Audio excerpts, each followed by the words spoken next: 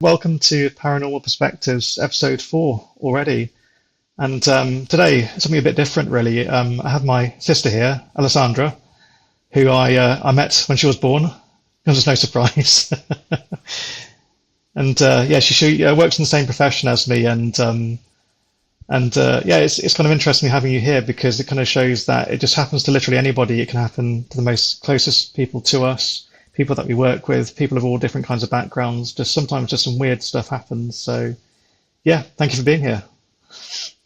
So how do you feel? Are you Thank you. excited Big big entrance. to talk about things that are unusual? We're often taught to simply not talk about them because it's just seen as weird, because weird is the label we put on things that are outside of our understanding, and the weird comes from fear, and Yeah. fear stops us from learning. So when we stop calling things weird or stop ignoring other people and their experiences, or ignoring your own experiences, you open up a whole door of possible growth, really, where you can expand your knowledge and just learn more about life, because we have to simply accept that our human understanding is limited, really. There's a lot more to learn here. We've led a weird life. I could definitely say that. We grew up in the same house. Yes, I don't know how you want to start things off, though, because I know you're a prolific dreamer. There are a lot of things you tend to dream about, and a lot of the time they do tend to come into reality. So I don't know whether you have similar Yeah. kind of skill to me, basically, though. But I think your power seems to come from dreams, though. So if you want to start with, though, Yeah. feel free just to share something that you kind of, something that stands out to you, basically, and we'll just start the discussion. Well, where do I begin? I've been having weird dreams for as long as I can remember. At the time, I thought, yeah, that's pretty weird. Maybe it's just my imagination. I'm really into art, and I watch a lot of horror films. That probably doesn't help. Well, we love But horror. at the time, yeah. It used to just, I used to have all sorts of dreams, and they were so vivid and detailed. And I'd be kind of going through, my day, and something would spark a memory, and then the whole, replay of the dream will kind of come back to my mind. I'd say as the years kind of have gone on, there's definitely more meaning behind them, and I'm more curious about them. And I don't just label them as weird, they have a meaning, and there's a message somewhere, and I try and pay more attention to them nowadays and try and uncoil the messaging and kind of almost make a mental dream diary. Or I just text Penny and say, what does this mean? Good old Penny. She's great at those kind of insights. Do you want to talk about? You mentioned about your recent dream to do with a soldier. Do you want to kind of go through that, because that was quite a fascinating Yeah, one? yeah, I'll go through. There's a couple of more recent ones that are very vivid, and I could go through in so much detail. So the most recent one, a couple of weeks ago, I was dreaming. I was in such a deep sleep, but I was in this weird space where I could see myself in bed, asleep, if that makes sense. Um, and I looked over to the door in our doorway, and I could see a soldier. And he was in black and white, like an old black and white film, and very semi-transparent looking. I could tell you exactly how he looked like, his face, what he was wearing. He had badges on. I could feel the texture of his, uniform. I could smell him. It's so detailed. And I could feel that he was coming up the stairs and going into Arthur, my son's room. And I was thinking, who's that going into my son's room? Who is that? But I couldn't physically get out of bed. I was almost paralysed to this, to the bed, but still looking down on myself. It was very odd. And then the soldier came through to us and stood in my doorway and just watched for a while. Nothing bad, but very overwhelming. His presence, really very strong, and he slowly walked around the room towards me, and I was desperately trying to wake up or move, but I just couldn't physically move, and I could kind of hear myself almost screaming or talking to wake up. And then James, my husband, said that I was hyperventilating, which I quite often do with these dreams. and he woke me up because he thought, I was having a nightmare. And I could hear James, but I couldn't move. I just couldn't move, hyperventilating. And then James managed to wake me up just at the moment the soldier was kind of getting closer to me. And I woke up and thought, what the was that? And then was thinking about it the whole day. It was so vivid. It was this feeling of not being able to move, completely frozen, and just watching everything around me moving, and this kind of soldier coming towards me, and I couldn't even make a sound or anything. It was almost like I was paralysed. And I make it sound like it's a negative thing. It wasn't. It wasn't frightening. It was just very overwhelming and obviously weird and unusual. But nothing. There wasn't anything bad about him. Yeah, so I wonder, like, what do you feel that you learned from that anyway? Did you feel like you gained anything from that experience, though, or at the moment are you still just processing it? I'm still processing it. I don't understand why I couldn't move. That kind of sleep paralysis feeling. I don't know why. Do you normally have a sleep paralysis, by the way? I have in the past. There's a couple of dreams where I've been just frozen and I can't move, and I'm kind of screaming or talking to wake myself up. And in the past they've been quite negative, but this one wasn't. It's kind of the first one that wasn't something negative. I'm still processing it. I feel like the message behind that dream was there's a connection somewhere in the family, because James is very into army. He's got such fascination with it, and me and him go to these vintage, like 1950s events and dress up, and he dresses up in army. So I don't know if there's a connection there. We've always been fascinated by that, but I think it's something to do with the family. Perhaps somebody from way years ago just kind of checking in on us, really. And it was like a protective feeling, like he was opening the door to check on Arthur to make sure he's okay, and then he was doing the same to us. So I know that what's happening in your life anyway, but for the sake of anyone watching, like, at that time, were you going through any kind of anxiety, for example, or anything kind of quite, maybe like a drastic change or something around that time that you're kind of grappling with? Obviously, you can imagine first time mum, absolutely exhausted and kind of battling with James through these different milestones you get as a parent. Oh yeah, I've been there. I feel it. Nothing sort of enough to affect me that much. I don't know, maybe it was a message of you're doing a good job, or, kind of a nod of approval. I don't know. But and then the more I thought about it, the more kind of details were coming back to me. And that's where I think I've definitely changed now. I have these dreams, I analyse them more and kind of unpick, instead of just thinking, oh, that was a bit weird. I'm a bit more curious. Yeah, they can be quite empowering sometimes, because I know that a lot of the time we tend to think, oh, that's bizarre, I'll just put that aside and leave it. But sometimes they're a great indicator of either something you're processing at the back of your mind that you haven't kind of maybe faced up to, essentially. Also, sometimes it seems to be that they're almost dreams seem to be like a platform to communicate. So, for example, the different mediums that I speak to have to kind of go into a meditative state to kind of put the mind into to sort of, I suppose, reforge the mind into the perfect state to be a receiver of sorts, and that just takes time and effort. And it's interesting that when people go to sleep, one part of the function is for the physical body to repurpose and repair and just go through its necessary kind of maintenance, I suppose, whilst you kind of rest. But the mind itself, whatever it is that kind of allows us to function in the way that we do, tends to go for a wander. So some people, experience astral projection or travel. Some people kind of experience kind of out of body, kind of, in this world, I suppose, but walking outside your body.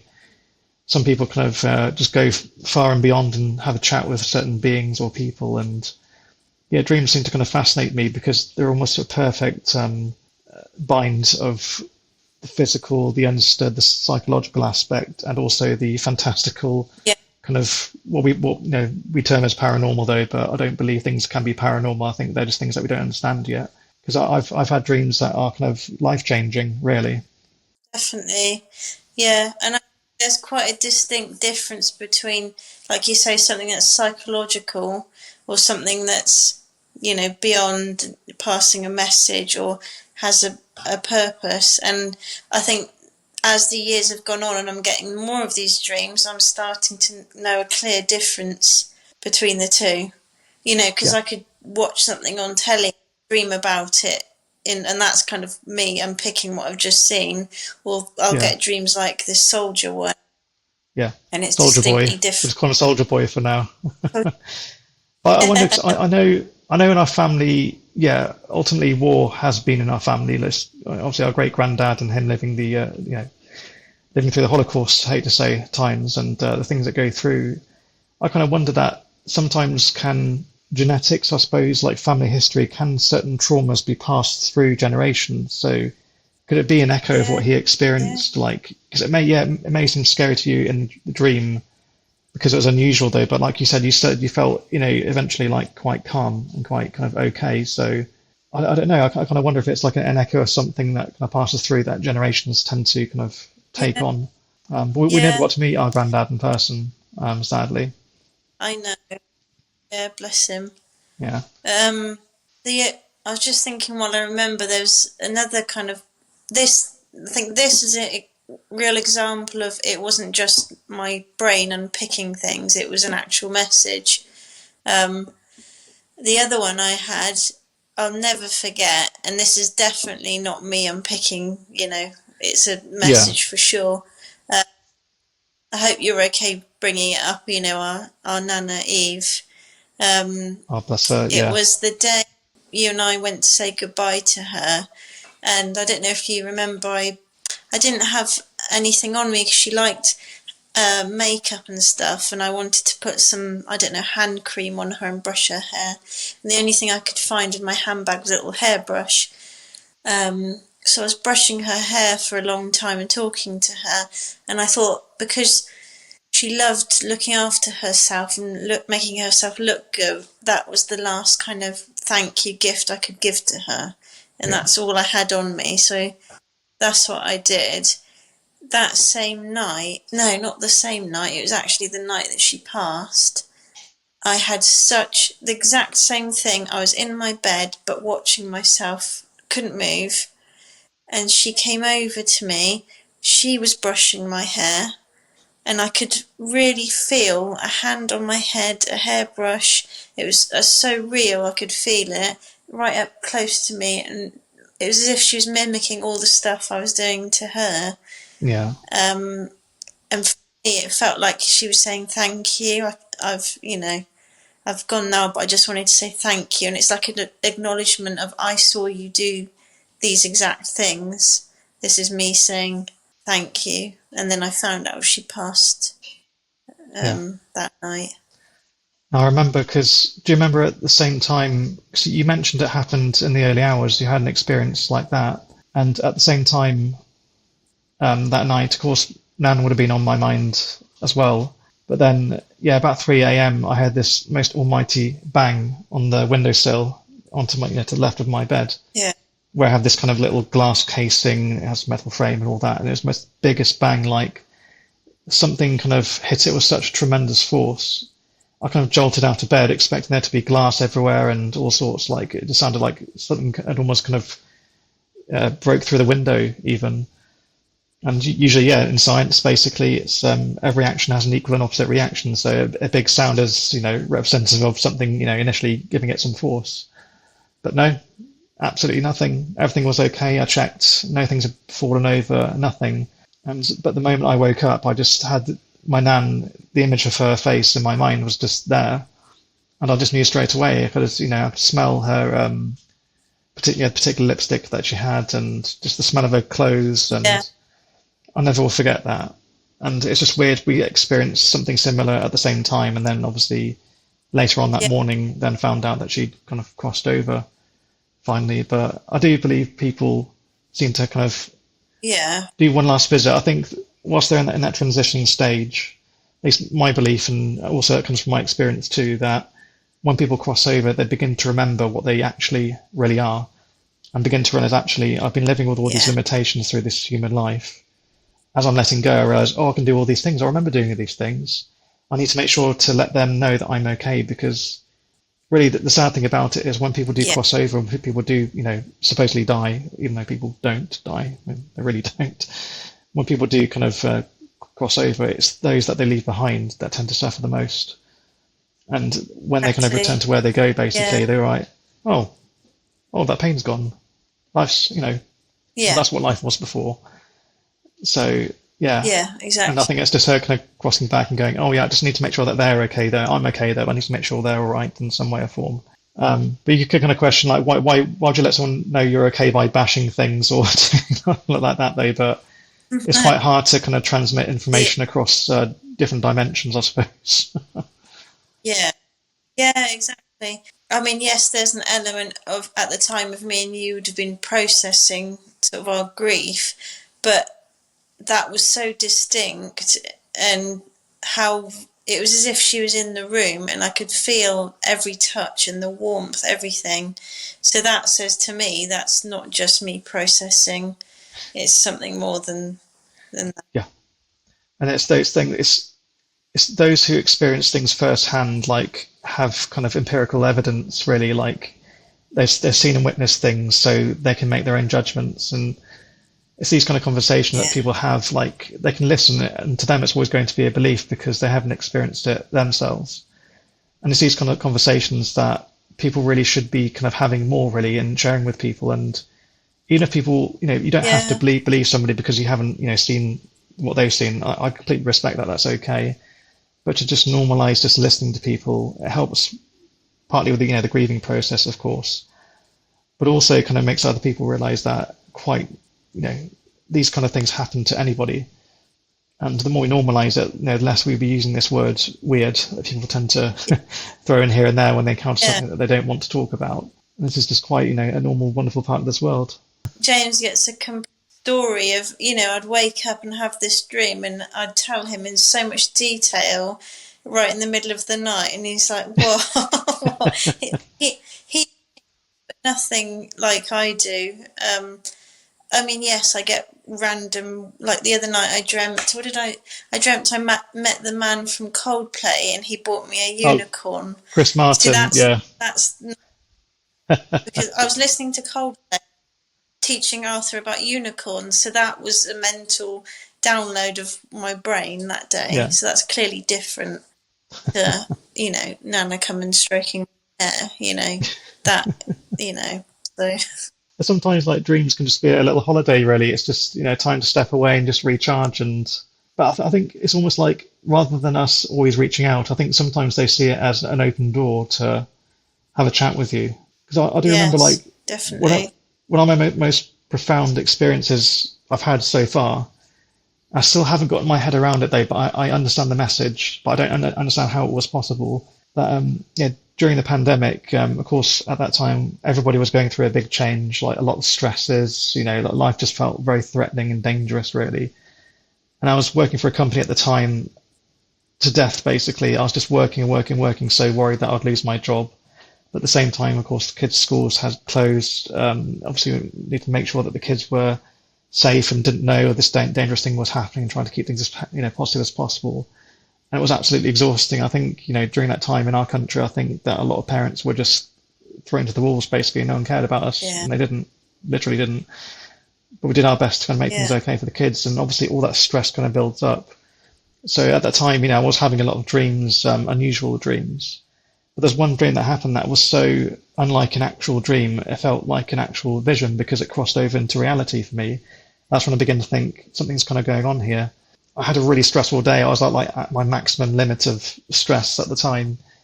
So when I went to sleep, I kind of entered this world, and it was hyper realistic because I looked across this landscape and I could see miles upon miles of trees, and it's like the sun was rising, so I could see like the yellows, the oranges, kind of reach out from like the bottom of the landscape, and towards the sky it was still dark. You could still just about see some kind of stars, but I could see something was beginning to kind of peek over.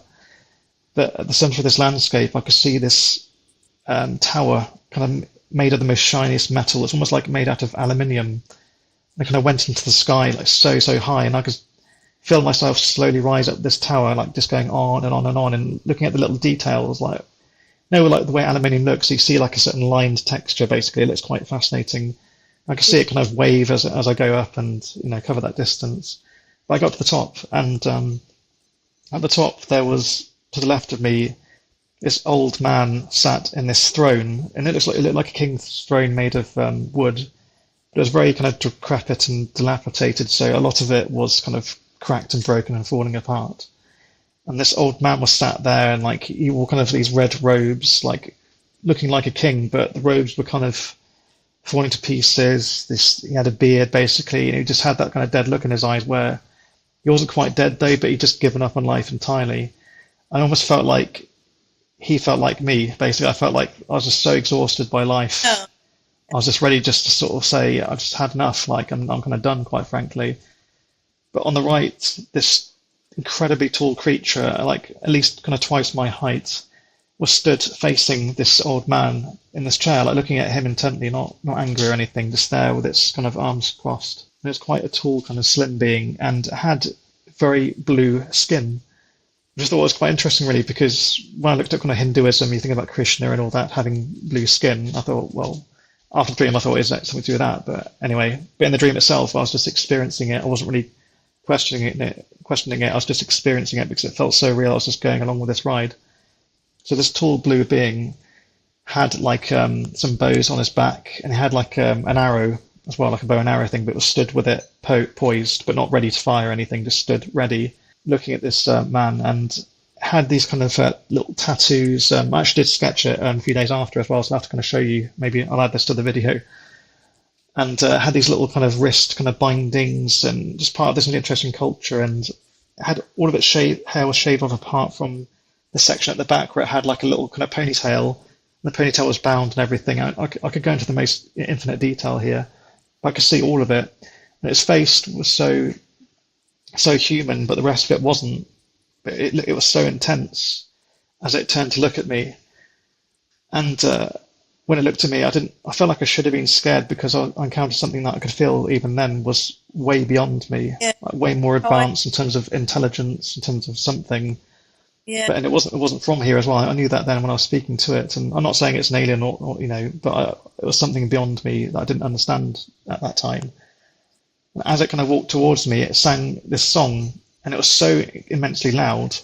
And I'm not going to sing it now because I'm going to embarrass myself, but it's something along the lines of oh, please, maybe I should add that into the edit. But it says something like Yavu Nawe happy, something like that, basically. But it sang it in the most perfect kind of tune. It was so beautiful. But as it said the word happy, I jolted out of bed and woke up. But as I woke up and was remembering the dream at the moment, I could still hear the end of the song cross into reality. I could actually hear it, and I was awake. And it was like, it left me just stunned for that moment. It took me a few hours to kind of, figure out what it meant, why I had it. A few days later, it felt like the download was finally complete, and it was simply like a message of life is joy. Ultimately, like the only way to persevere and experience this life in all its purity is to seek happiness. So Yahweh is an old name for God in old ancient languages. Navu, I couldn't quite find, but to me, like, I felt like that felt like it's through God, through happiness, God through joy, if that makes sense. I felt like it was just simply something came to me and knocked me back into shape and said, you must find joy, you must find, appreciate what's around you, and, see the world for what it is. And that sparked this whole process of me changing. And actually, after that point, the pandemic seemed a lot easier. All of my life challenges, a lot of dumb stuff happened after that as well with my company, but I felt like I could kind of deal with it, despite being sort of thrown down quite badly. And I kind of question, could it have been like a psychological response? Could it be like the brain just playing you something to comfort you? But if it were to do that, why wouldn't it just show you something quite everyday, like, I really like lasagna, so why couldn't I have had a dream about riding through a field of lasagna, maybe, and ice cream and cheesecake or whatever? Why did it show me something so Well, exactly. unusual that also crossed into reality? And it was so profound, but that dream changed my life at that time. And it just shows how powerful dreams can be, and that they're weird. They're so weird, but they're not weird. They're normal. One of the other key indicators of the difference between, just processing stuff and, messages is not just what you see, but what you feel as well. And it's so personal to you. Like, you say you could still smell Nana's, perfume and things like that. It's all those senses that you feel that's so personal to you in that dream that only you know how it feels. So it's different. It's not just, like you say, Yeah, lasagna fields and all Christmas and unicorns. It's so profound. I like the idea of combining lasagna and unicorns together. That would just be, the best thing ever. Magical lasagna. Chris Martin, a unicorn while eating lasagna through a field. I know people make fun of Coldplay. I do kind of like them. I do kind of like Chris Martin. I think he's a nice guy. But I saw him play live on stage with Yeah, Michael J. Fox. Did you see that at Glastonbury? That's so sweet. That was. fantastic. Yeah, bless him, Michael J. Fox. Music is He's so. done really well. Oh, bless him. But yeah, but are there any kind of other dreams that you kind of want to share? Really, like what's kind of like has anything else stuck with you? Basically, has anything changed your life? I mean, these are really profound, big, kind of the big dreams. I have had kind of random, scattered dreams in the past that always have a kind of repetitive theme to them. So it would be having a conversation with a family member that has passed on. So quite often it's our cousin Dean. It would be um, Nana cooking, our grandma. Go on, Anna cooking. Just for anyone watching, we had two nans with two different nicknames. We had Nana Woo Woo, 'cause she used to live next to a dog that barked a lot. We have Nana Cookin, who Yeah, obviously cooked a lot. That's how we differentiate. Aside from using their actual first names, that would make more sense. yeah. Uh, but in these dreams, I'm sat down in a white room having a really long, in-depth conversation with them, but it's not English. It's a completely different language, nonsensical, but I almost know what they're talking about. It's really odd. But in every single one of these dreams, I always say to them, well, you've died, so how come I can still see you? Why can, and like, they'll be walking around and I'll say to them, why can I still see you? Why can I still see you? I'm not meant to. And they always laugh and say, oh, don't be silly. I'm still here. And they laugh it off. Yeah. But in every one of these dreams, whether it be about Dean or Nana, I always say, why can I still see you? And they're normally solid person, but a lot younger, Yeah. or sometimes they're kind of like the soldier, they're kind of semi transparent Yeah. almost. But they always have these themes, and I'm always saying the same thing. Well, I speak to Nana Cookin sometimes. I still do too, because I know she passed over when we both were quite young, really, and I still kind of regret that we didn't have more time with her because she was just ultra Nan. She She's had like the most amazing. darkest, driest, surreal sense of humor, and it always just kept people going. She was just amazing. I felt like she almost regrets.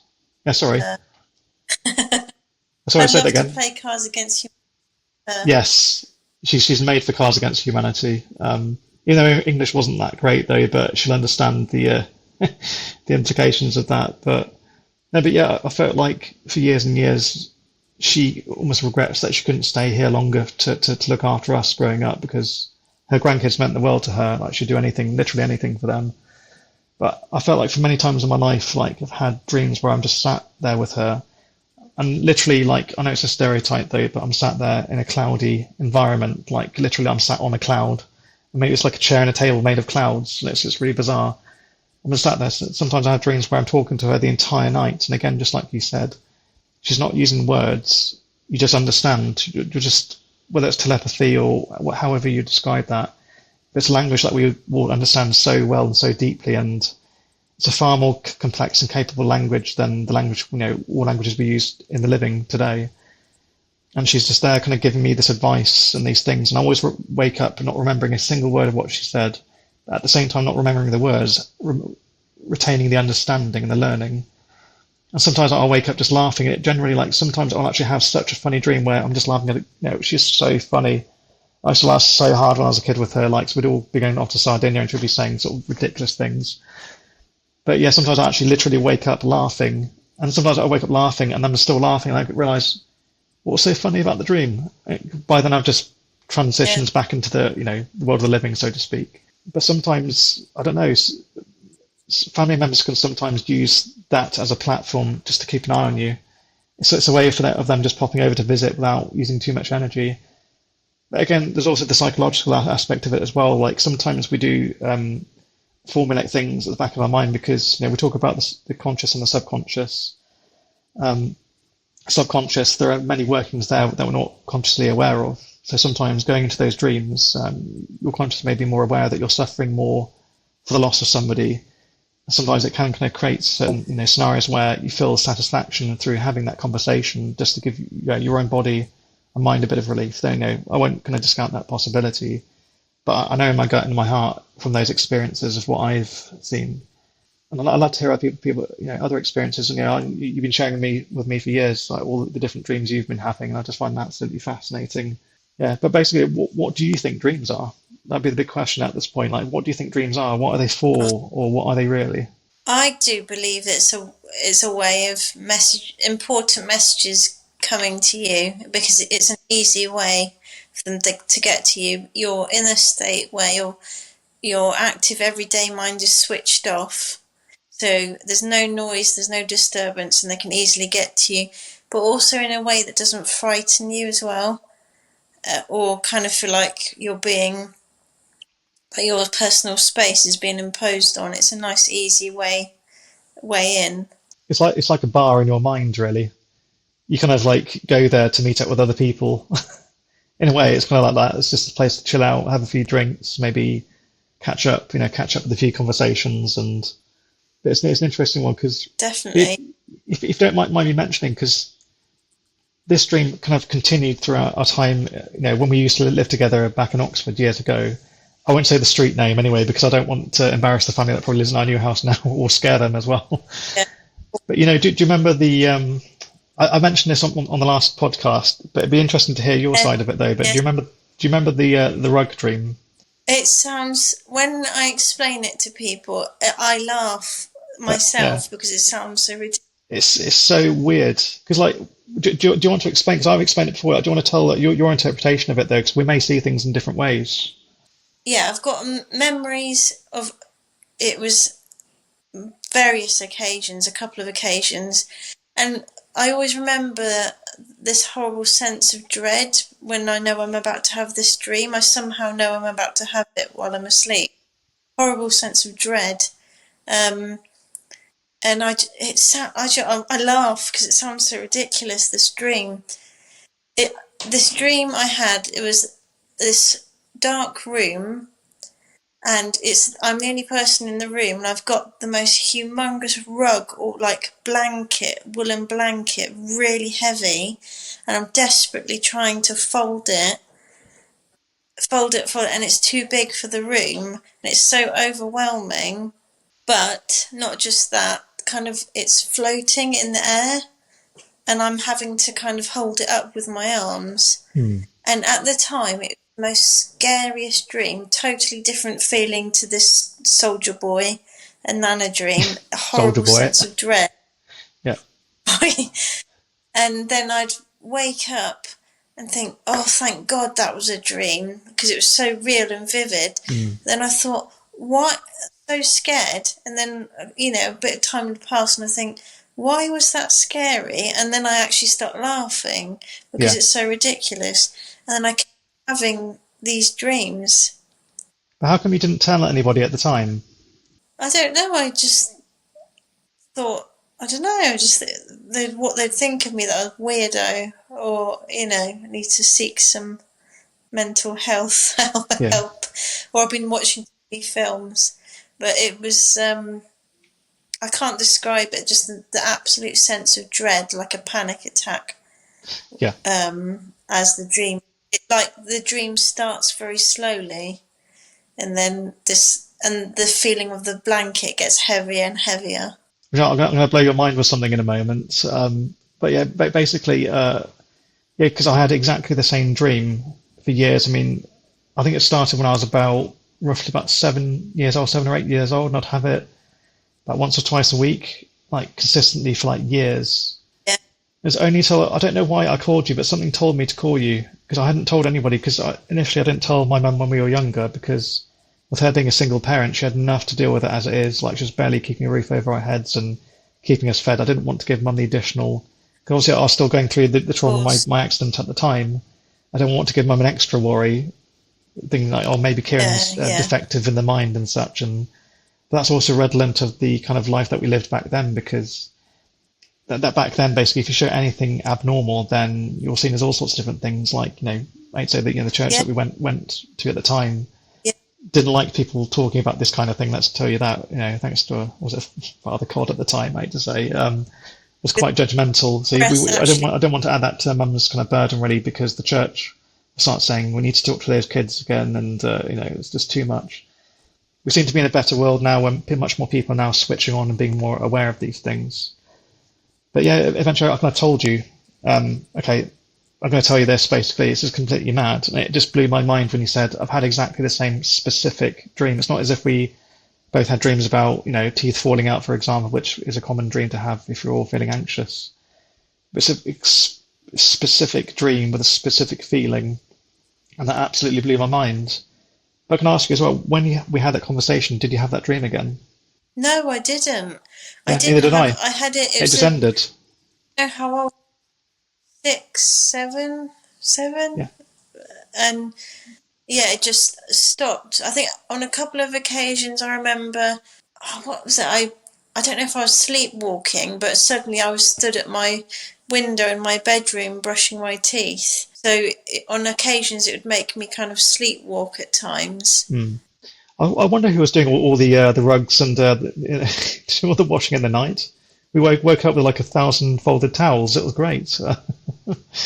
It sounds so silly and bizarre, but at the time it was just the most frightening dream to have. And it's such a different feeling to when I dream about Nana or this soldier. It sense of dread.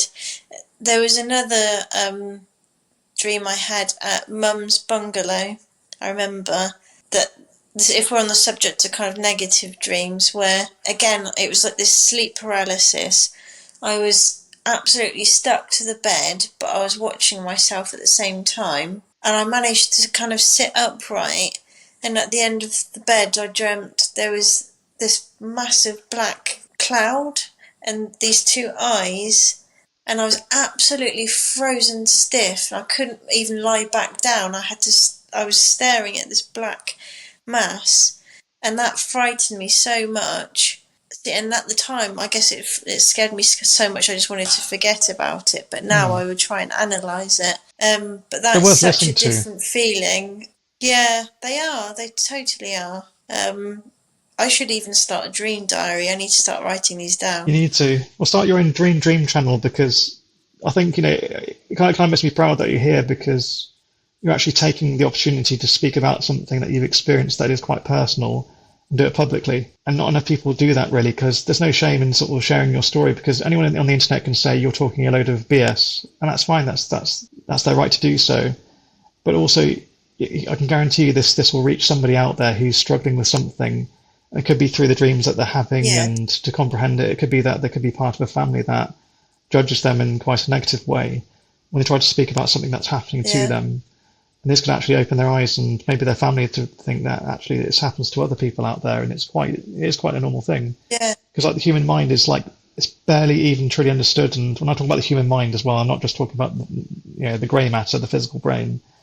The things that kind of run behind all of that, basically, we don't even understand like a fragment of like the true reality of like what ultimately consciousness is, and where consciousness truly sits. Because For example, like what amazes me as well, like yeah, I've had dreams where I've left my body, I've actually watched myself in bed, and I've actually looked at my body thinking, is that really me? Like, yeah, admittedly during this dream, I thought, does my bum actually look this big in real life? So I feel very sorry for my wife, quite frankly, but I remember actually kind of looking at myself in bed basically and just going for a walk, and then it was in a specific dream. Yeah, I just kind of went on this walk through this kind of crooked house. It was like a house at night, basically. I was looking at the stars through the window. It's not a house that I recognised, but eventually in the end, I felt like something was pulling me to go back. It was almost like I was still attached to my physical body.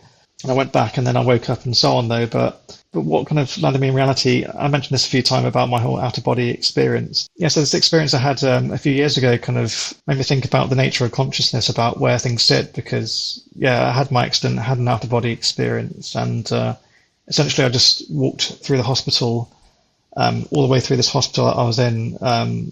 And encountered something at the end. I mentioned this in a previous kind of podcast anyway, but in the end, yeah, I realized that after I had the operation, was feeling better, I realized that I actually knew the layout of the hospital and was guiding the nurse through the hospital after this experience that I had.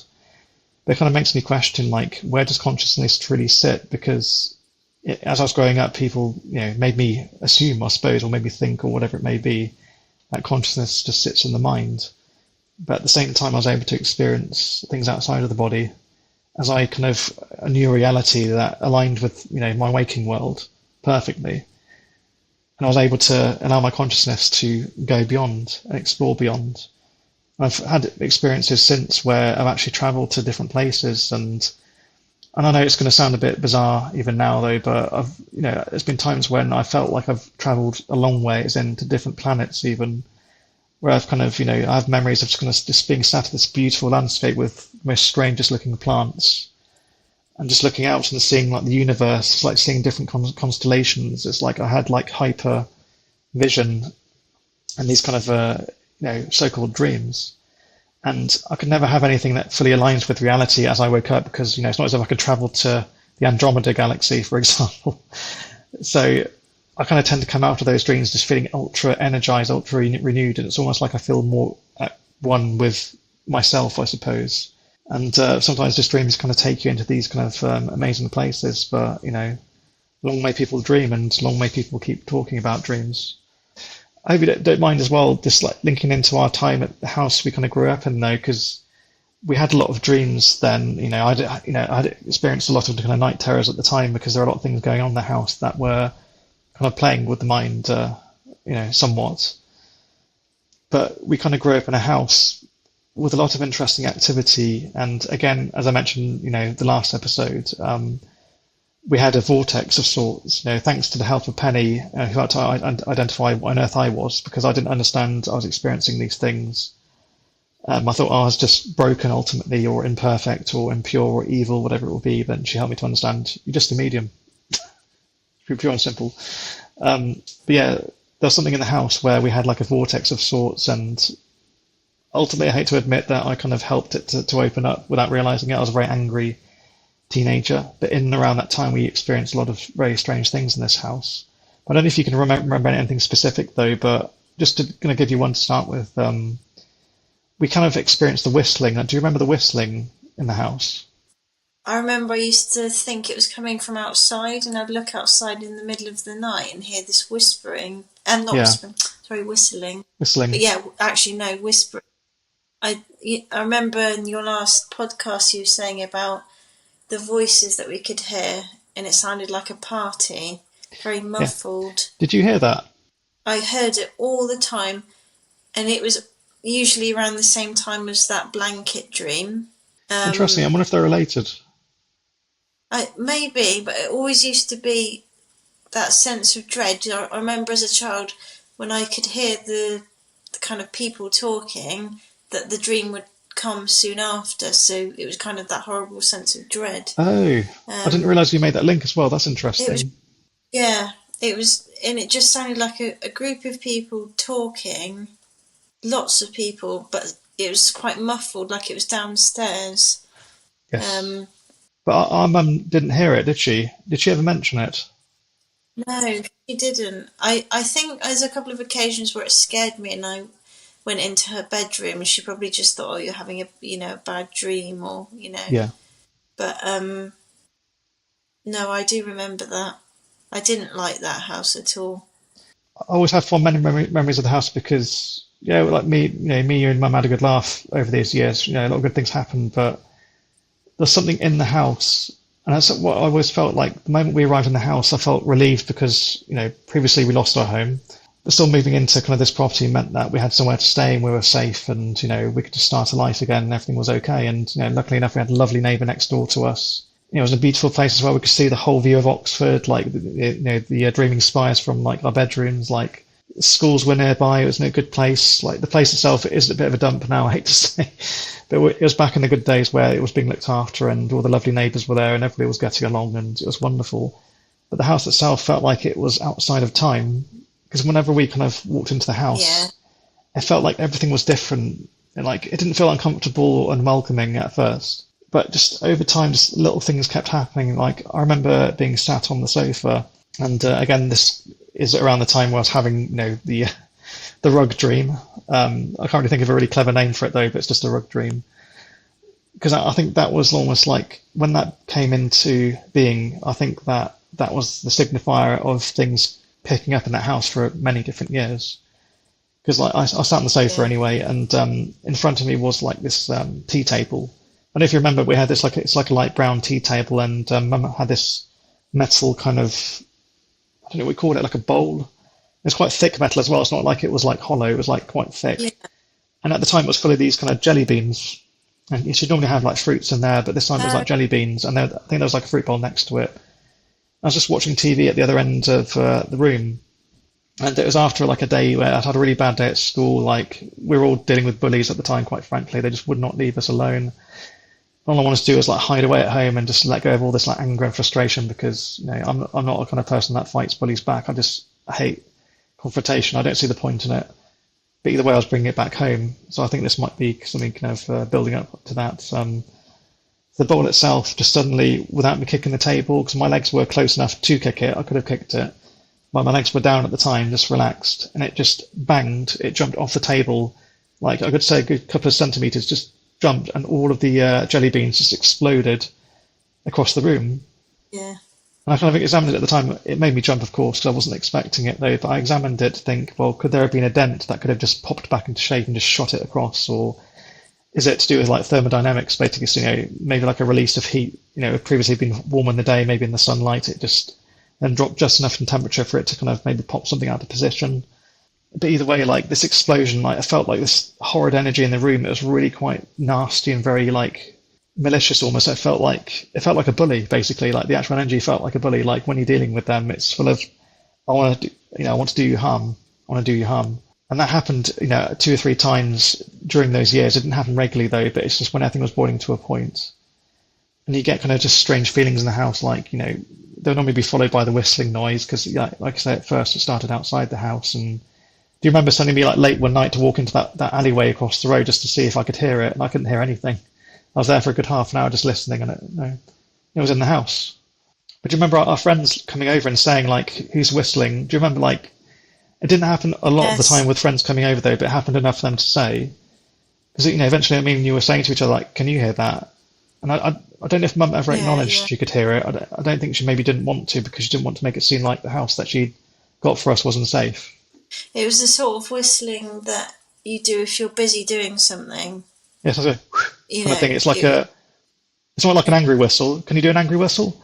It's not an angry whistle, but it felt angry. It's a weird thing. Angry whistles, but no, yeah, the house was. I remember, when it was time to go to bed, and it was kind of, going up to bed thinking of just an absolute sense of dread because I really didn't like my room. It just had a horrible feel. So I know the property itself was built for the soldiers after the Second World War. I remember that. That's their initial kind of inclination. And I wonder if it was. So those people who would come after war most likely would be suffering from PTSD, for example, or various ailments that they could have, experienced during the war. So could it be resonating something? Could it be like leaving behind they've left their pain, their frustration, there are certain ways where, certain materials can record sounds, for example, can record kind of feelings of sorts. So could we be picking up on that?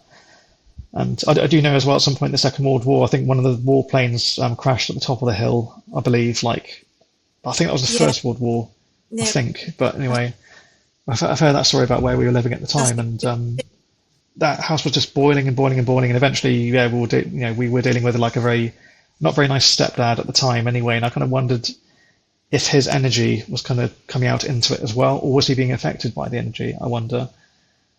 But the thing is, at that situation, we were just living with it, really. We weren't really talking to anybody about it. Like, we mentioned to mum a few times, but we didn't want to be a no, burden because she was dealing with a lot at the time. And again, she'd done so much for us. Like, we didn't want to be a hassle.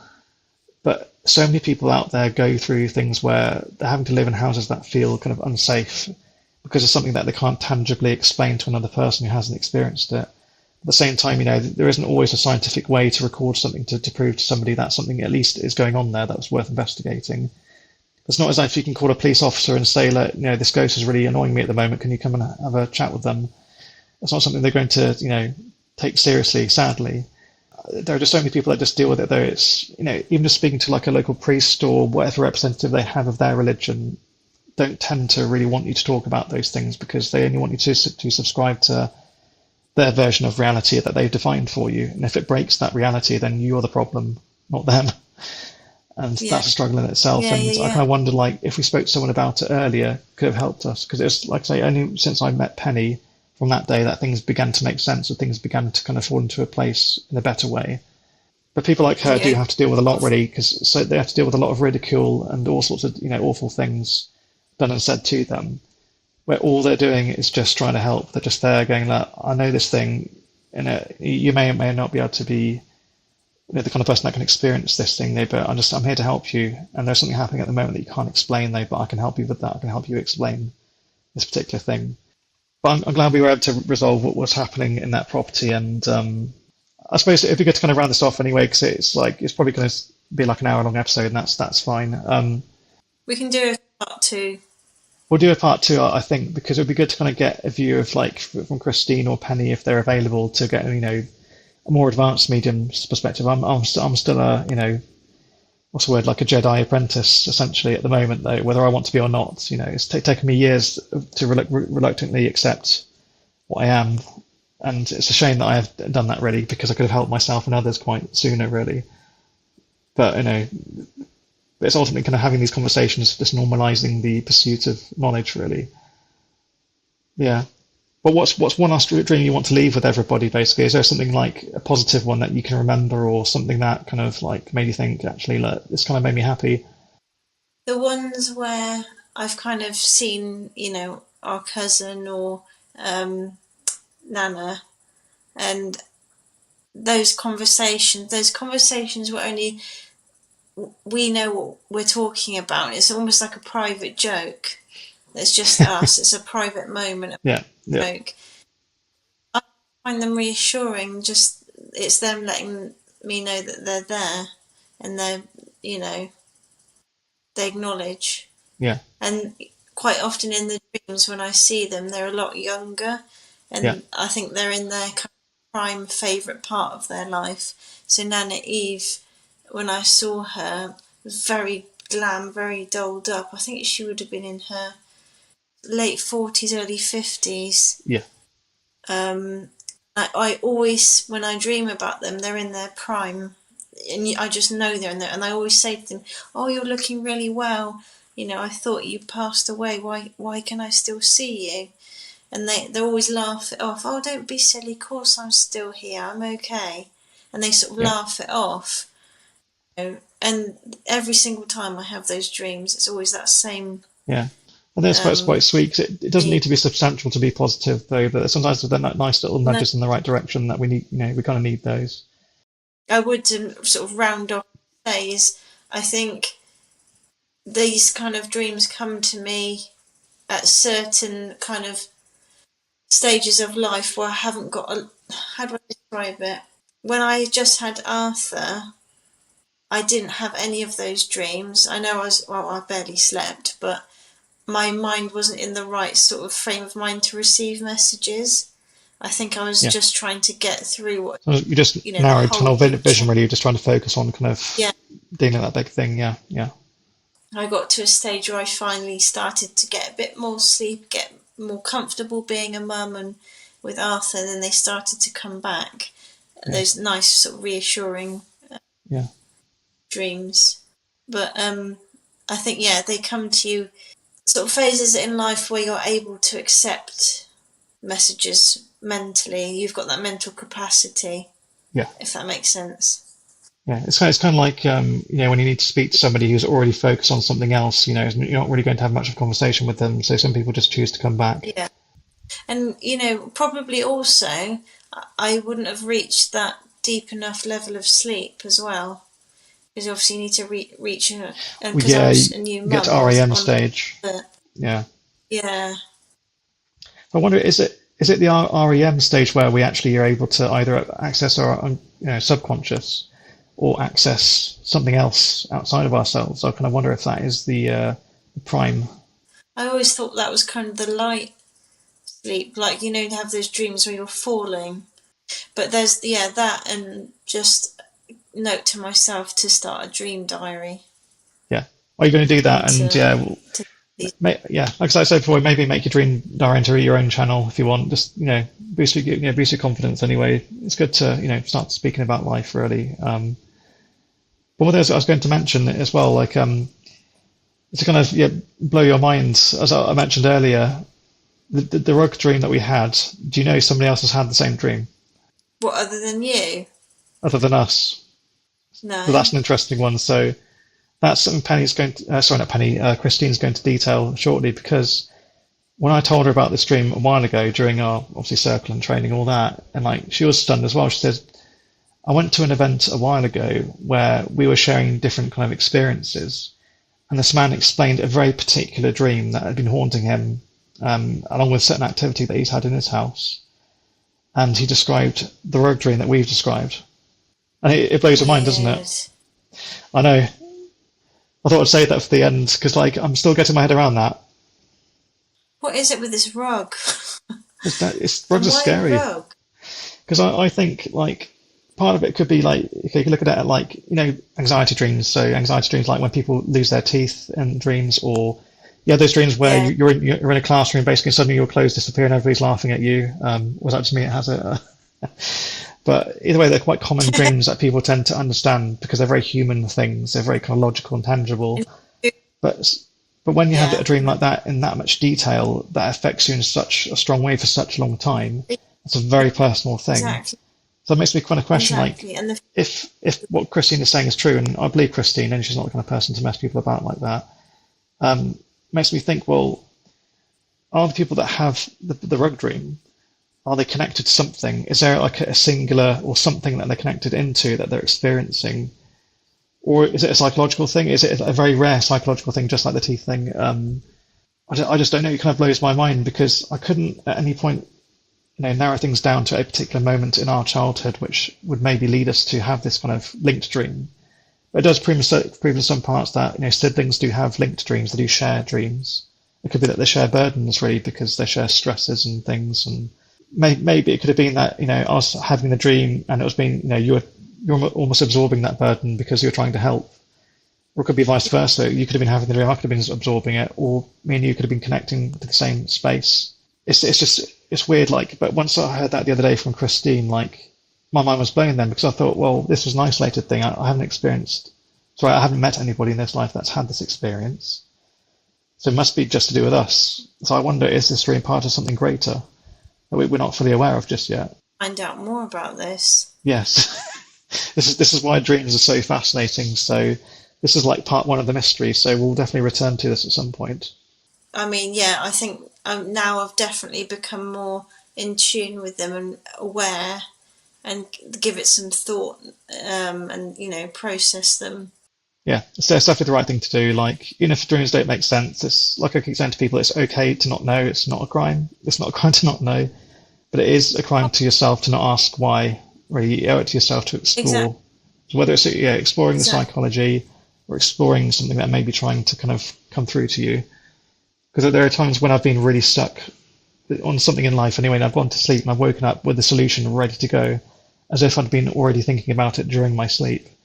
That could be a physical processing thing. It could be the fact that my consciousness was able to be freed of the daily kind of grind of just existing, to then have a moment to think more freely.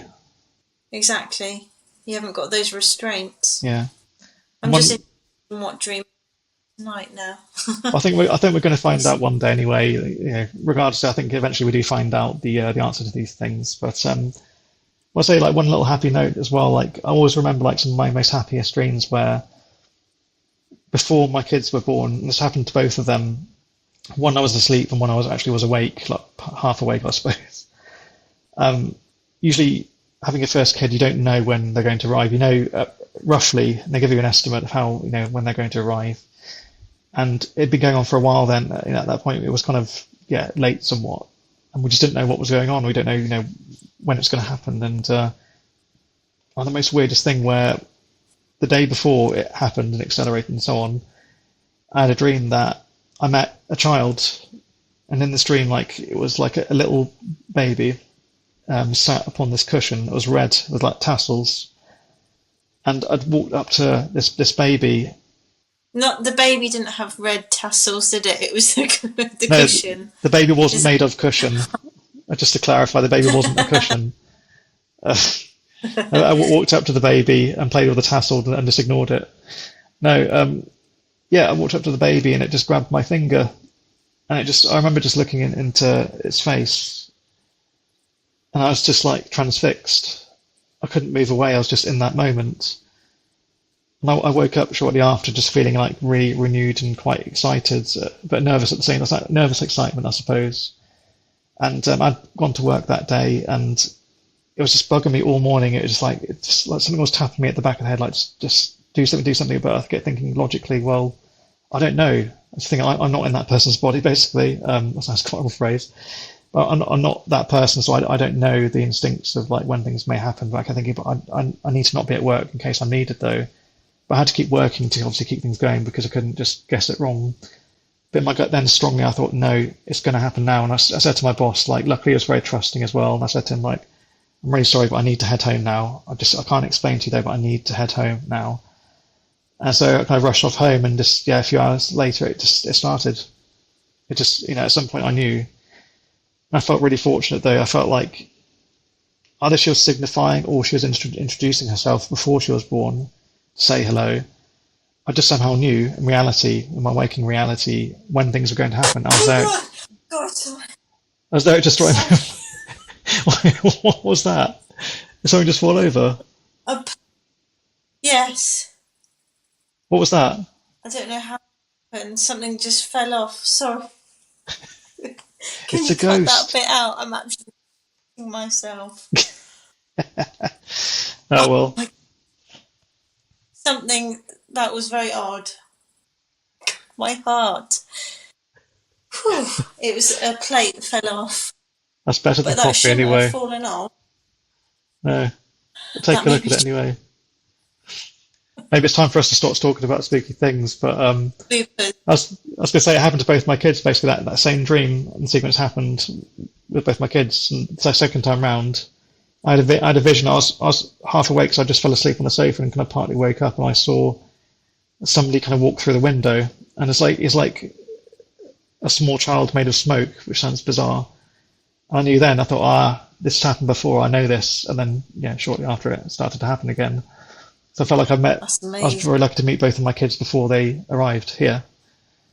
Oh yeah, I always felt very very fortunate of that though. But now I'll leave you to go and deal with your haunted plates, and we'll return again, I think, and have a bigger conversation. Well, have a nice night, and let me know if you have any dreams tonight, and get that dream diary started. Yeah, I'm going to start a dream diary, and actually I think once I start the dream diary, I'll remember more dreams I've had in the past. But dreams have always been my thing. Yeah. Well, a lot of your dreams that you tend to fall into reality. That's why they're so fascinating. So you can do something I can't actually. You seem to be able to consistently communicate with something. And I'm pleased now with the distinct difference between the type of dreams I have. Oh yeah, definitely. Well, to anyone out there who's Definitely. going to be dreaming tonight, just pay attention. That's the thing. There are a lot of secrets held in these dreams, and you're told you're often told what they are. That they are just little hallucinations of sorts, though. But maybe, just maybe, there's something more, and it wouldn't hurt just to pay attention to them because it might just change your life. Anyway, you take So care. Ciao take for now. care. I'll speak. Before we go, what are your final words? Do you want to pass on a message to the world? Keep on dreaming. Mega Sound like cheese. you'd be on a t-shirt. Yeah, keep dreaming. Eat that cheese. Eat that cheese. Cheese Embrace dreams. dreams. Okay, but ciao for now anyway. Buonanotte.